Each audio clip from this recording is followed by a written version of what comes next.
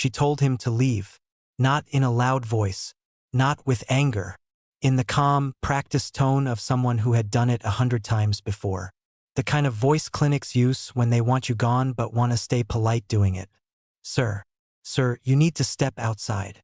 The man didn't move. He was sitting in the plastic chair nearest the door, the one people sit in when they already know they might be asked to go. He had been there for 40 minutes. No clipboard. No intake form. He had never asked for one.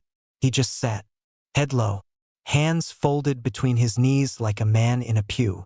His jacket was wrong for the season, heavy canvas military green, faded to the color of old moss. His boots were military issue, cracked at the toe. There was a tremor in his left hand that came and went. His face, what you could see of it under the overgrown beard, was a map of old damage. A scar ran from his left jaw to just below his ear. Not surgical, not accidental, deliberate. Sir, the clinic is for registered patients. You need a referral or… He stood up, and then he went down. Not a stumble, not a wobble. His legs simply quit. 1 second he was vertical, the next he was on the floor, hard, heavy, the way a tree falls, no arms out to catch himself. The chair skidded. A child in the waiting room screamed. 2 nurses froze. Dr. Naomi Osei was already moving. She dropped to her knees beside him, rolled him, checked his airway, pressed 2 fingers to his neck. His jacket shifted, and she saw it. On his left shoulder, below the collarbone, burned into the skin. Not tattooed, not branded with ink, but seared deliberately, with something hot enough to leave permanent scarring in the exact shape of a small, distinctive patch. A tab, 2 inches wide, curved at the top. 3 letters pressed into the flesh like a permanent wound. A número GR. Dr. Naomi Osei had seen a lot of things in the 4 years she'd worked this clinic. She had never seen that. She looked up at the front desk coordinator who was already reaching for the phone to call for security. Put it down, Naomi said. Dr. Osei, clinic policy states. I said put it down. Her voice was quiet, the kind of quiet that ends arguments. Get me a gurney, right now. Millbrook Community Free Clinic had 42 chairs in its waiting room and never enough staff to fill the desks. It operated out of a converted strip mall between a check cashing place and a laundromat. The sign out front was blue and white and cheerful in that way signs are when the inside of a place has stopped being cheerful. It served the uninsured, the underemployed, the elderly on fixed incomes, the people who had fallen through every net the system had built, and many it hadn't. Dr. Naomi Osei had come here by choice. Her residency supervisor called it career suicide. Her mother called it something that required prayer. Naomi called it the only decision she had made in 12 years of education that felt truly hers. She was 31 years old, 5 feet 4 inches tall, and had the kind of calm that people who've seen too much too fast sometimes develop. Not hardness, but a certain stillness, like water that has already absorbed every shock and is simply deep now. Her boss, Dr. Felix Strand, was none of those things. Felix Strand was 57, silver-haired, and had the particular arrogance of a man who once had real talent and chose, somewhere around 40, to stop growing. He ran the clinic with the efficiency of a man managing inconvenience. He was good with donors. He was good at grant proposals. He was not good with the people who actually walked through the door. When the man in the green jacket had first come in 3 Tuesdays ago, Felix had flagged him. Vagrant presentation, he had written in the incident log. Declined intake, likely substance involvement. Recommend removal if he returns. The man had returned. Every Tuesday. He never asked for anything. He sat. He waited. He left before they could process him or push him out. Until today. On the gurney, under the fluorescent lights of the intake bay, Cole Maddox looked like a man who had been taken apart and put back together by someone working from a description of a human being rather than an actual one. He was 43. He looked older. The scars were the first thing. They covered roughly 30% of his visible skin, arms, neck, portions of his chest. Some were old, white, and faded, almost silk smooth. Others were newer, still slightly raised, pinkish at the edges. The burn mark on his shoulder was the most deliberate, the most intentional. the most impossible to explain away as accidental. Naomi worked quietly. Vitals. Blood pressure low, dangerously so. Blood sugar crashed. His core temp was 96.2. He was hypothermic. Moderately dehydrated. She found 2 fractured ribs that had healed wrong, which meant they had healed without a doctor. She found evidence of a serious infection in his left leg that had been self-treated inadequately with something that looked like a field dressing, for what she estimated was 2 to 3 weeks. She found, in the inside pocket of his jacket, 3 things. A battered flip phone, cracked screen somehow still powered. A VA appointment card, dated 14 months ago, never used. And a photograph, creased down the middle. A woman, beautiful, laughing, caught mid-turn by whoever held the camera. And beside her, a girl, maybe 12 or 13 in the photo, with her father's serious eyes and her mother's easy smile. On the back of the photo, in handwriting that had once been neat but had grown shaky over time. Patrice and Jade. Always. Naomi set it on the tray beside him. Carefully. Face up. Cole Maddox regained consciousness 16 minutes after they brought him in. He came up fast and wrong, the way people do who have been trained to wake up ready to fight. His right hand shot out before his eyes were fully open, grabbed the first solid thing it found, the rail of the gurney, and he was halfway off the table before Naomi put a hand on his chest. Hey, you're okay. You're at Millbrook Free Clinic. You're safe. He stopped. His eyes found her face. Worked to focus. You collapsed in the waiting room, she said. Your blood pressure bottomed out. You've got an infected leg wound that needs to be treated properly or you're going to lose the leg. You're staying. I'm not staying. His voice was low, ragged at the edges, like a machine that hadn't been run in a while. You don't have a choice in that. She said it pleasantly, matter of fact. You can be angry about it later. He looked at the photograph on the tray. Something crossed his face that Naomi couldn't name. Not grief exactly. Something older than grief. Something grief had been sitting on top of for a very long time. How long have I been here? About 20 minutes. He nodded. Lay back. Stared at the ceiling. That was when Dr. Strand appeared in the doorway. Naomi.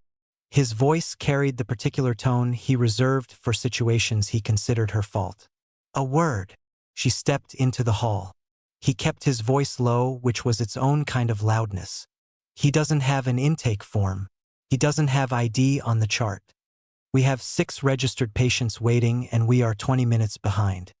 He needs to be stabilized and referred to County General. He won't survive a 2-hour wait at County General with that infection. Naomi. Felix. She said it the same way he said hers. He has deliberate burn scarring on his shoulder in the shape of a military tab. Someone put that there on purpose. Someone tortured this man. He is not a vagrant. He is a ranger. Strand looked at her for a long moment. He said. He was a ranger. Whatever he is now is not our problem to solve. He walked away. Naomi stood in the hall for exactly 3 seconds. Then she went back in. What's your name? She asked. A long pause. Cole, he said. Last name. Another pause. Longer. Like a man deciding whether his own name is safe to give. Maddox. She picked up his chart. Wrote it down. Then she pulled on gloves and got to work on his leg. She didn't ask about the burns. Not yet. Some things she had learned you circle before you land. Cleaning the wound took 40 minutes and most of Naomi's patience. Cole Maddox did not make a sound. Not during the irrigation. Not during the debridement. Not when she had to remove material that had been embedded in the tissue for so long it had started to become part of it. He gripped the rail of the gurney with his right hand and stared at a fixed point on the wall with the focus of a man running a very demanding internal calculation.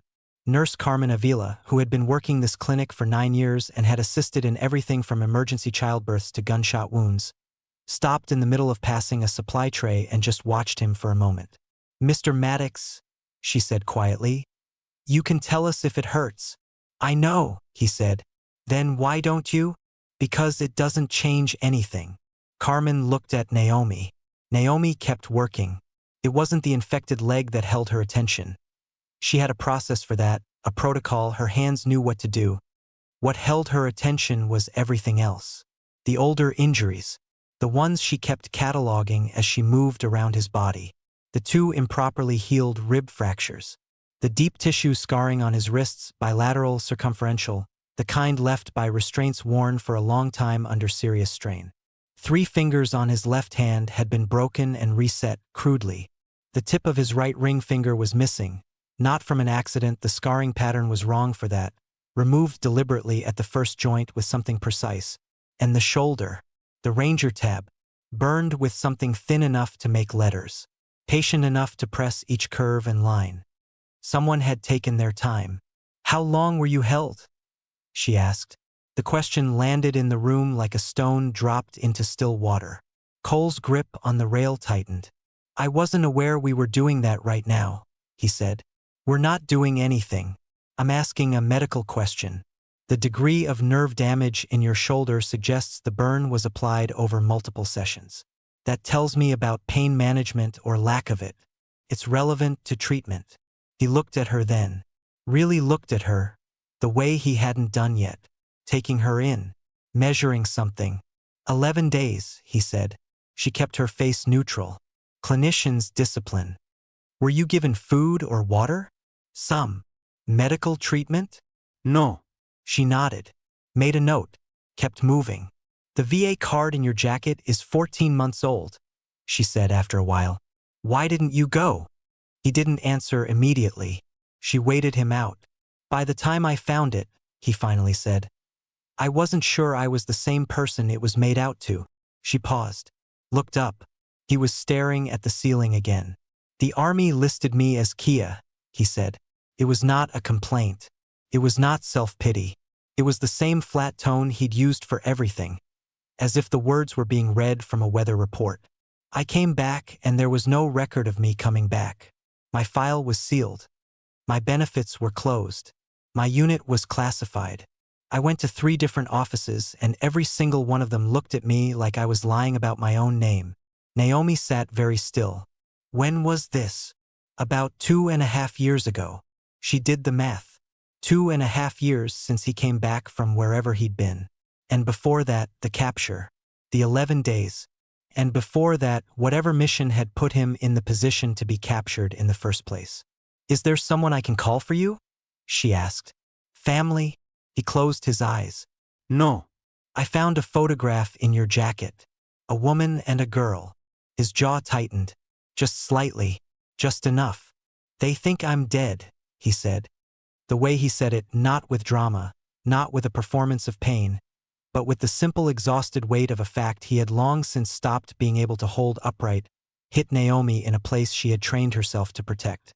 She looked down at the chart, wrote something, bought herself 2 seconds.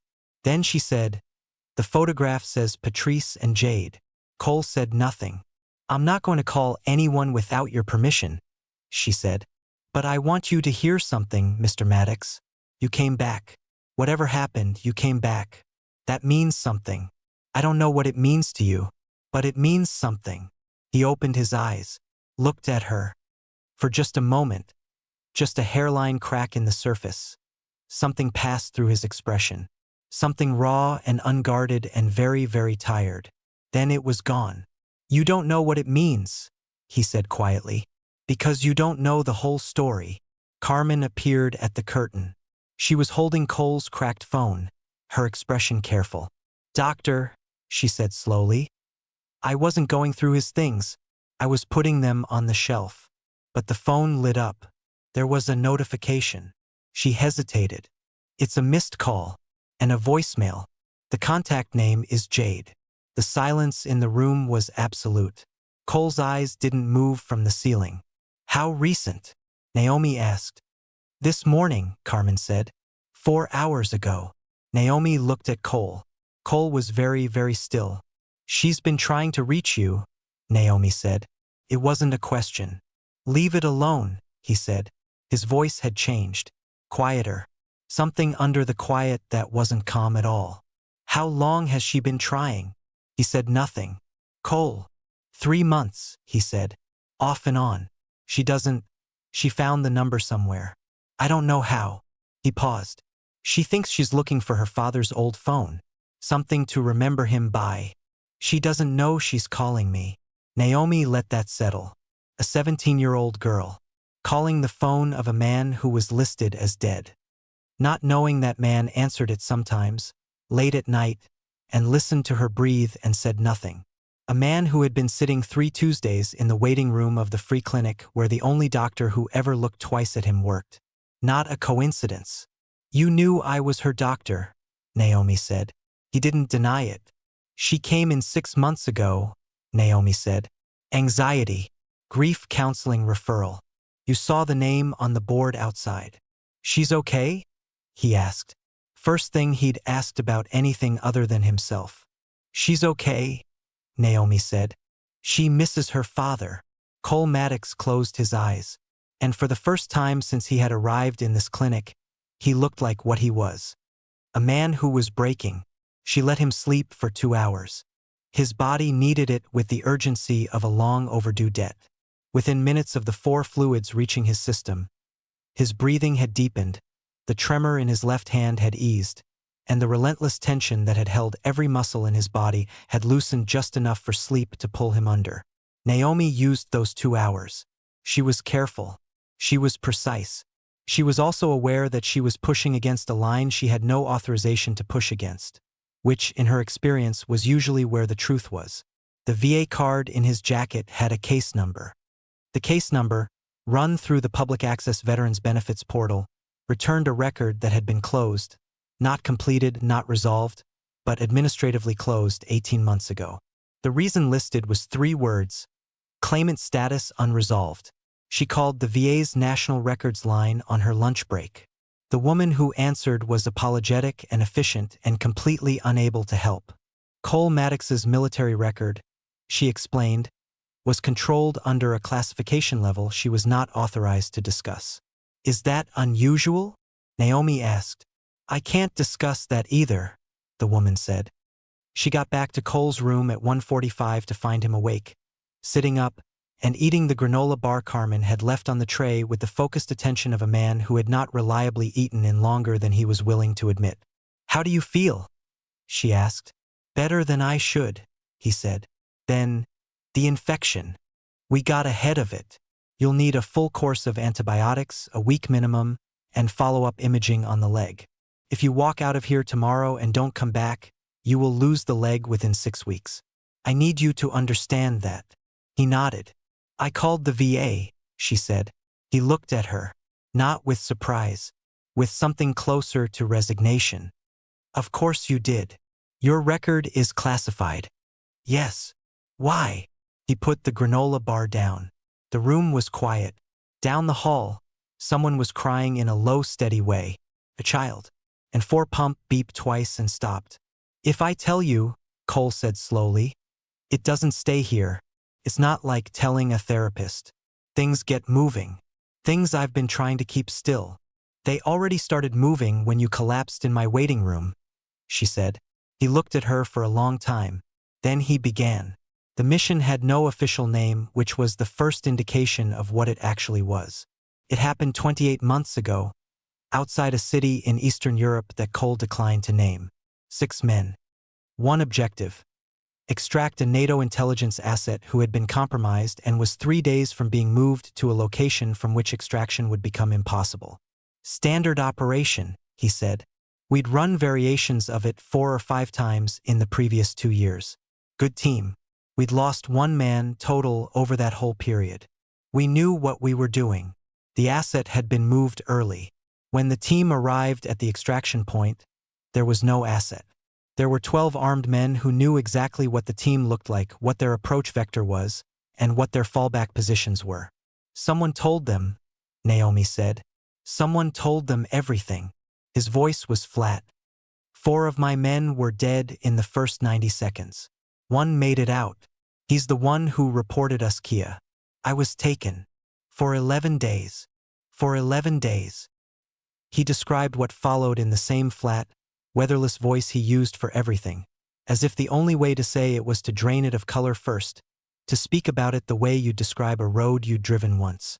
The burns. The restraints. The cold. The questions.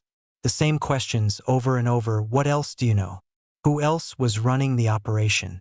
Give us a name. I didn't have the names they wanted, he said, which made it worse, not better. They didn't believe me. How did you get out? He paused, just for a moment. I got out, he said, which was all he was going to say about that. And when you got back to your unit? There was no unit. The operation had been dissolved. The remaining member, the one who got out, was on medical leave and had signed a classified incident non-disclosure. My CO was stateside. When I reported in, I was told my record showed me as killed in action, that I had been awarded a posthumous decoration, and that the mission I was describing had never occurred. He looked at the wall. They were very polite about it. Very thorough. Very final. The word for what he was describing came to Naomi clearly. Abandonment. Institutional, deliberate, deniable abandonment. The kind that leaves no fingerprints. You said someone told them, she said. Someone gave them your approach vector. Who had that information? Cole was quiet for a very long moment. 6 members of my team, he said. My CO, the intelligence liaison who coordinated the asset, and 1 civilian contractor who was attached to the operation for logistics support. A civilian contractor? Yes. Do you know who it was? He looked at her then, and in his eyes, for the first time, she saw something hot. Something that had been banked under all that controlled stillness like coals under ash. His name is Darius Maddox, he said. The name hit Naomi like a physical thing. Maddox, she repeated. My brother, Cole said. The silence that followed was one of the worst silences Naomi had ever sat inside. He didn't know I'd be there, Cole said, after it had stretched long enough. He sold the intelligence before he knew the team roster. Or at least that's what I've told myself, on the nights when I need to believe it so I can keep moving. He paused. I don't know if it's true. Naomi thought about the girl calling the phone. Thought about the word always on the back of a photograph. Does Jade know who her uncle is? She asked. What he does. Darius is very successful, Cole said carefully. Very well connected. Very generous with his time and his money, particularly when it comes to his brother's widow and his niece. He paused. He is the reason they are okay. Which is also the reason I haven't said a word about any of this to anyone. Naomi understood. Not just the silence. The 3 Tuesdays in the waiting room. The cracked phone. The VA card never used. The whole shape of it. Cole Maddox had come back to the edge of his family's life and stopped. Because the man who had destroyed him was the man holding his family together. And as long as Darius stayed free and generous and present, Patrice and Jade were stable. Safe. Cared for. And if Cole spoke, if Cole existed again, all of that fractured. So you chose to stay dead, she said. He didn't answer. He didn't need to. The call came at 3:17 p.m. Carmen took it at the front desk. She came to find Naomi with the careful expression she reserved for news that had multiple problems inside it. There's a woman on the phone, she said. Says her name is Patrice Maddox. She got a text from her daughter, who got our number somehow, and Naomi was already moving toward the desk. She picked up the receiver. Ms. Maddox, this is Dr. Naomi Osei. I want to reassure you, Jade is not here. She's not a patient today. She paused. But I do need to speak with you in person. Can you come to the clinic? The silence on the other end was the silence of a woman rearranging her world to make room for bad news. Is it about Cole? Patrice said. Her voice was soft, careful, southern-edged. Naomi stopped. Why would you ask that? Because Jade has been trying to call that phone number for 3 months, Patrice said. And whoever is on the other end has never once picked up. But 2 weeks ago, someone did. They didn't say anything. They just breathed. And then they hung up. Another pause. It sounded like Cole. In the intake bay at the far end of the hall, Cole Maddox was staring at the ceiling. Ms. Maddox, Naomi said carefully. Please come to the clinic. Patrice arrived 45 minutes later. Jade was with her. Naomi met them in the lobby before they could see the intake board. Patrice was 40, composed in the way of women who have had to hold things together for a long time. Posture straight, expression controlled, eyes that moved like they were always checking exits. Jade was 17 and restless with the contained energy of someone who had been told to be calm and was failing at it. She had her mother's cheekbones and her father's jaw and a way of looking at things directly that Naomi recognized from the face in the intake bay. "What's happening?" Jade said. "No preamble. No pelaitnis. Just the question, direct. Let me get you both some water and I'll explain everything," Naomi said. She got them settled in the family consultation room. 4 chairs, a box of tissues, a window that overlooked the parking lot, and sat across from them. She had thought on the walk over about how much to say.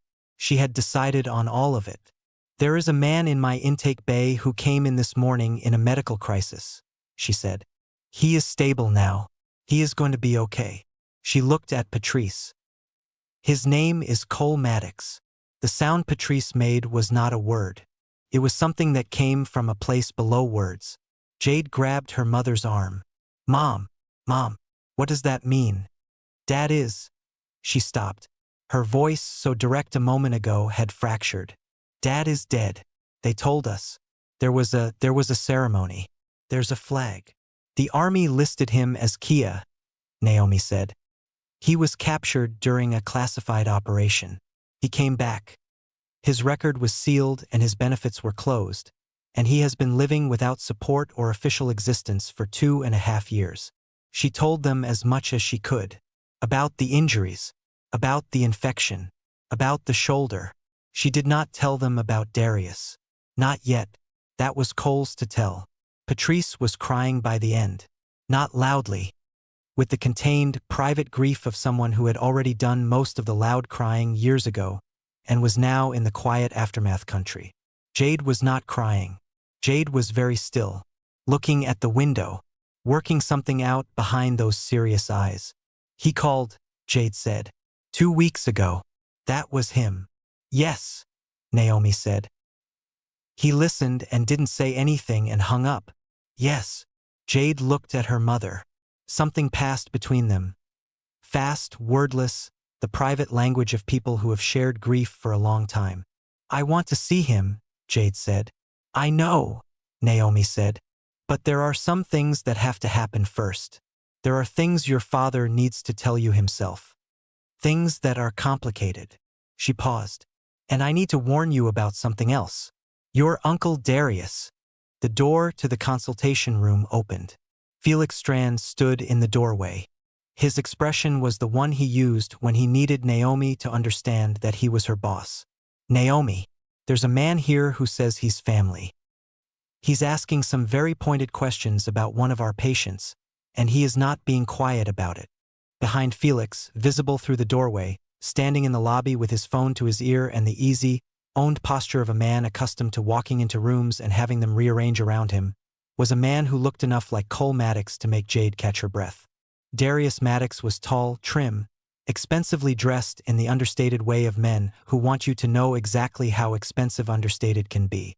He was 40 years old and looked like someone who slept well and ate carefully and exercised with the same discipline he applied to everything else. He saw Patrice through the doorway. "Patrice." He stepped forward. His voice was warm, practiced, the voice of a man who was very good at warmth. "I heard something was happening. I came right away. What's going on?" Patrice looked at him. Then she looked at Naomi. Darius followed her gaze.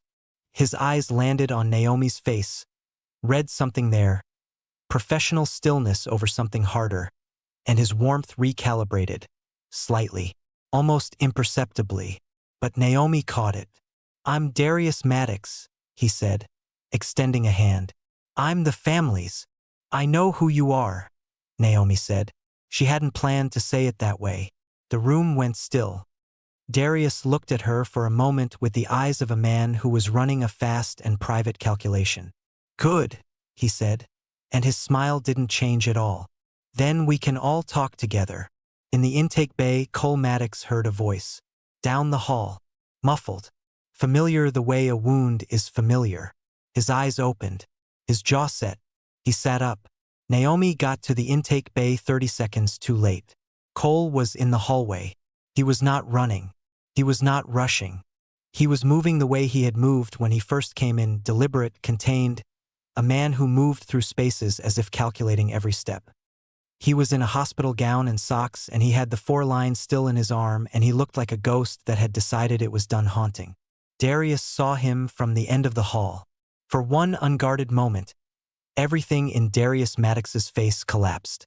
Not guilt, not grief, something more complicated than either, the expression of a man encountering something he had filed in a permanent drawer and had the drawer open on him. Then he recovered. Fast.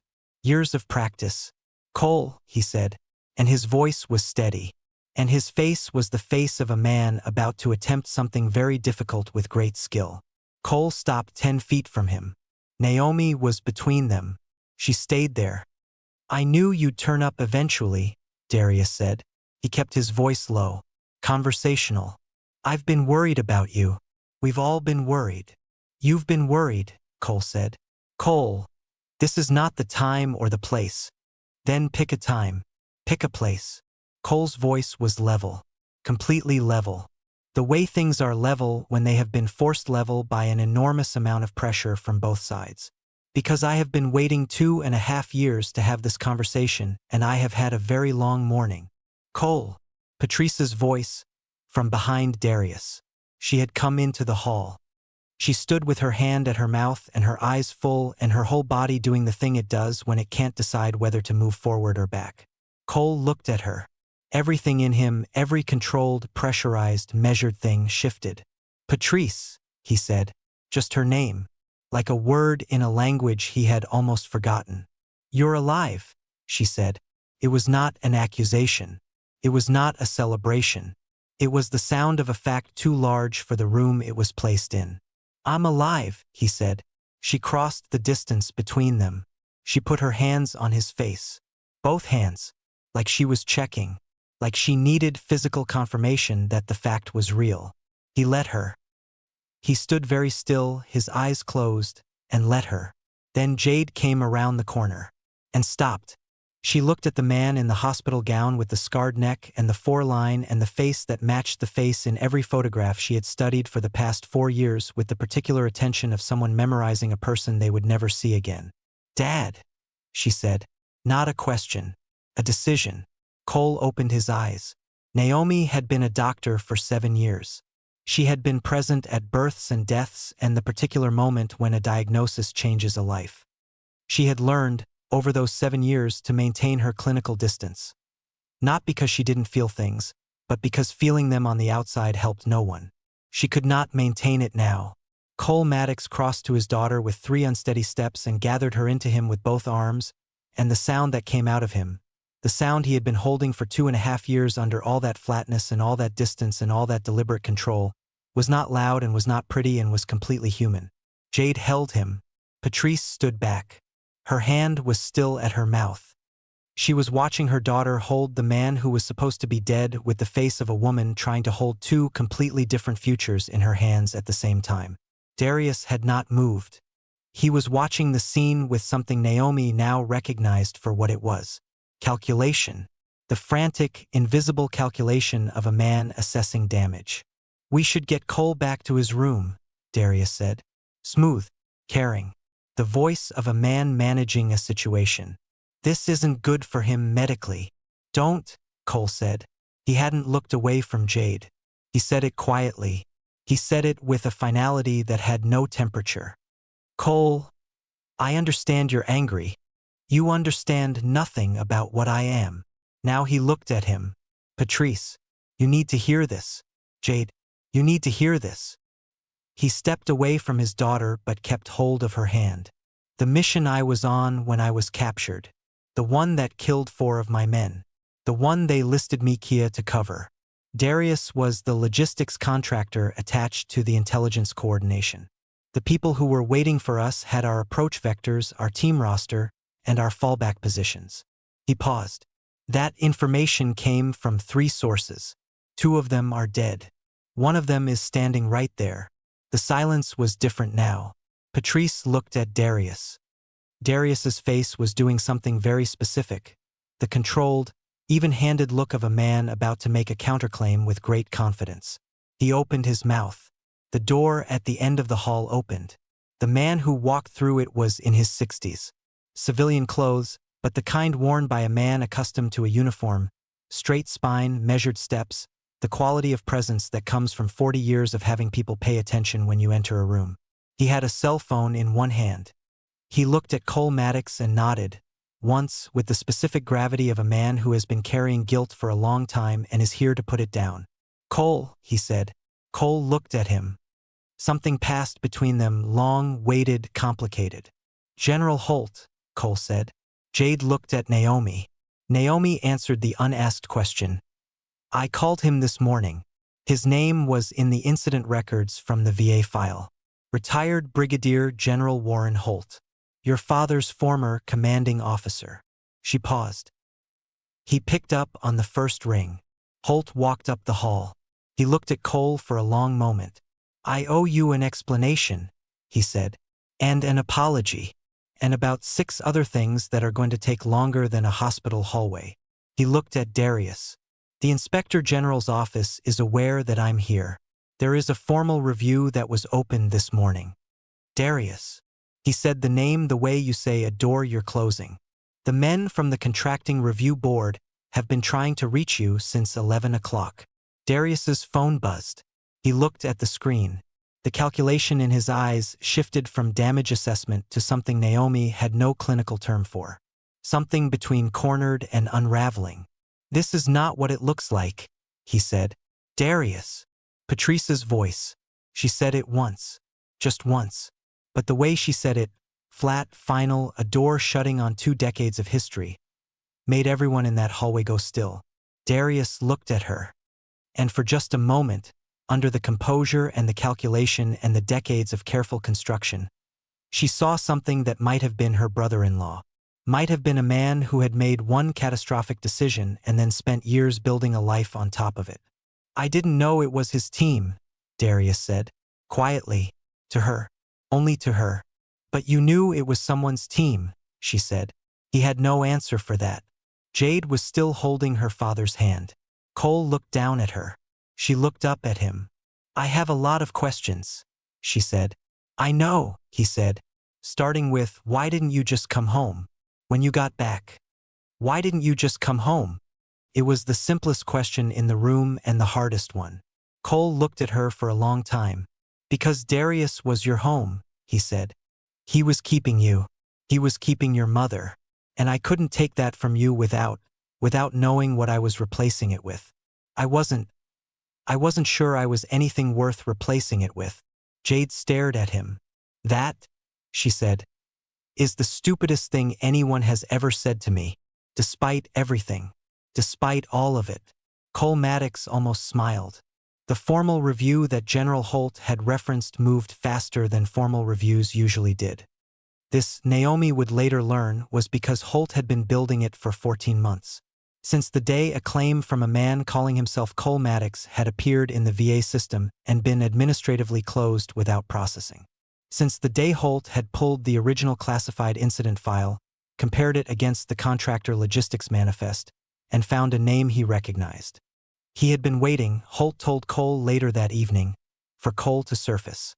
Because without Cole's testimony, without a living person to testify to what had happened in that field, the review was structural and circumstantial and Darius's lawyers could dismantle it. "You could have found me," Cole said. They were sitting in the intake bay, which was as private as the clinic got. Holt had a chair. Cole had the gurney. Naomi had positioned herself near the door with the specific posture of someone who is both giving people space and making sure no one disappears. "I could have," Holt said. "I chose not to.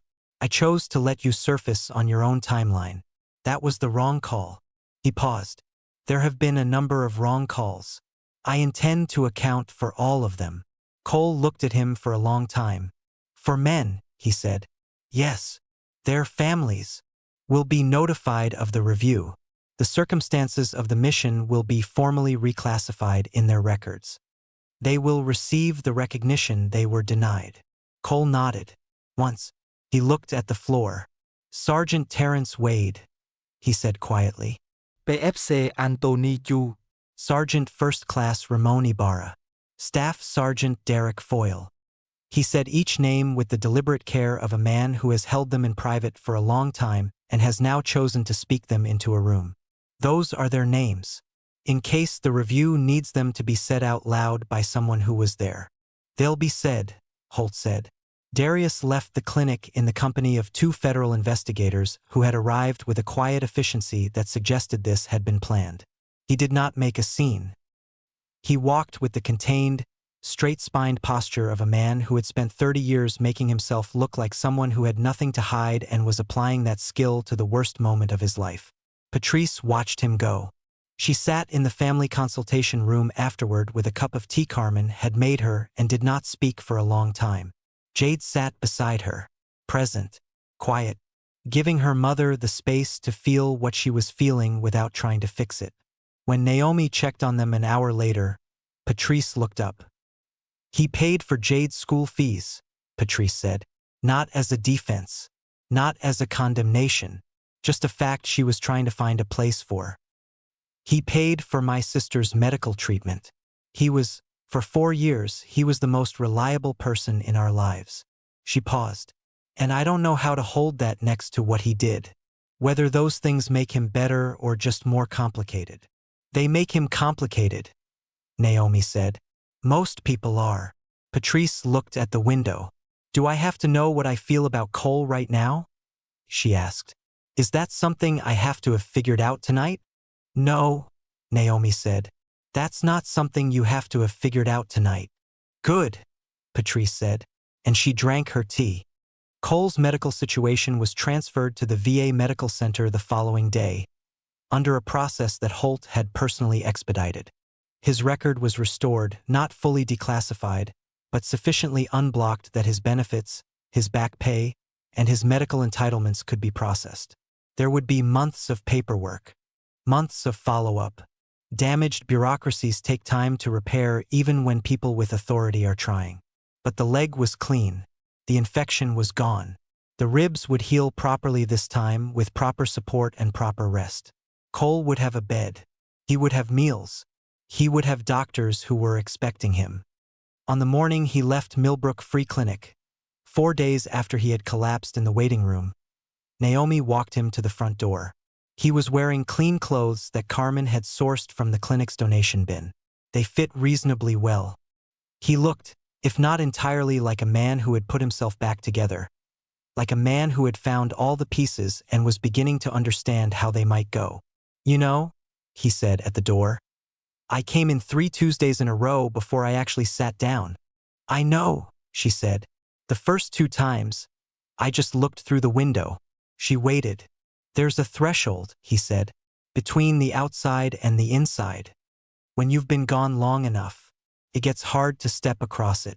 You convince yourself you don't deserve what's on the other side, that you're going to contaminate it somehow, that the safest thing for everyone is to just stay out. He looked at the door, at the space between the clinic and the street. Jade called me this morning, he said. Naomi smiled. She called me this morning and I picked up and I said hello. He paused. And she said, I know. I've known for 2 months. I was waiting for you to be ready. His voice shifted, just slightly. 17 years old. Waiting for me to be ready.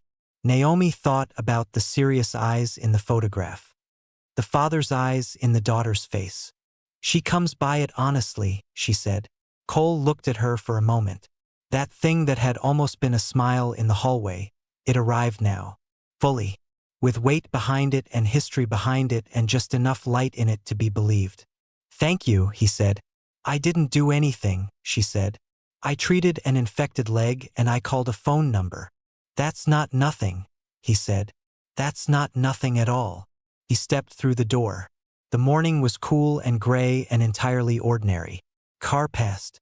Someone's music drifted from the laundromat next door. A woman pushed a stroller along the sidewalk and didn't look up.